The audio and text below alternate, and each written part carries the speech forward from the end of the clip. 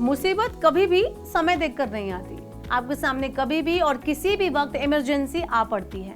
ये किसी भी तरह की इमरजेंसी हो सकती है, लेकिन हर सिचुएशन से निपटने के लिए जरूरी होता है कि आप जेब में भरपूर पैसा रखें। लेकिन ऐसा होना जरूरी नहीं है। हर किसी के पास दोस्तों और परिवार वालों का फाइनेंशियल सपोर्ट नहीं होता। ऐसे में आपके पास आता है बैंक का पर्सनल लोन। आज के टाइम में पर्सनल लोन मिलना काफी आसान है। अगर आपका क्रेडिट स्कोर अच्छा है तो कोई भी सरकारी या निजी बैंक आसानी से आपको पर्सनल लोन दे देगा।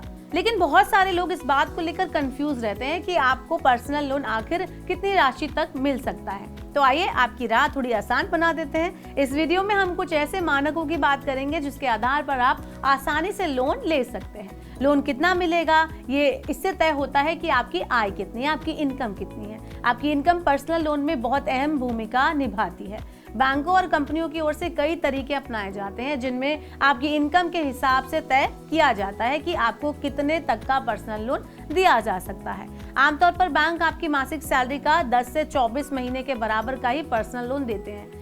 जैसे इसको अगर मैं एग्जाम्पल के तौर पर आपको समझाऊं तो आप मान लीजिए कि आपकी सैलरी 30,000 रुपए है। ऐसे में आप 3 लाख से 3.5 लाख रुपए तक का लोन ले सकते हैं। इसके अलावा सबसे जो मेन फैक्टर होता है वो होता है आपका क्रेडिट स्कोर।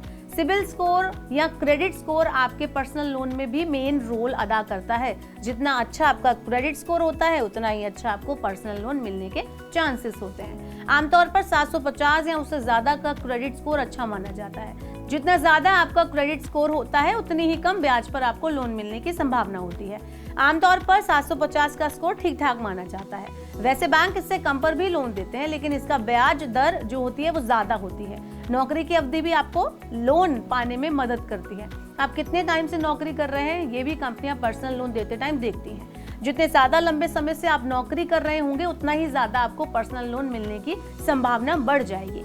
अक्सर जल्दी जल्दी नौकरियां बदलने वालों को कंपनियां लोन नहीं देती हैं। किसी भी व्यक्ति की कर्ज की किस्तें भरने की क्षमता सीमित होती है। ऐसे में बैंक पुराने लोन के बारे में भी पूछती है। वहीं ध्यान रखिए कि अगर आप पर पहले से ही कोई होम लोन, व्हीकल लोन या पर्सनल लोन चल रहा है तो हो सकता है कि बैंक आपको पर्सनल लोन कम राशि का दे या आपके लोन आवेदन को खारिज यानी रिजेक्ट कर दे।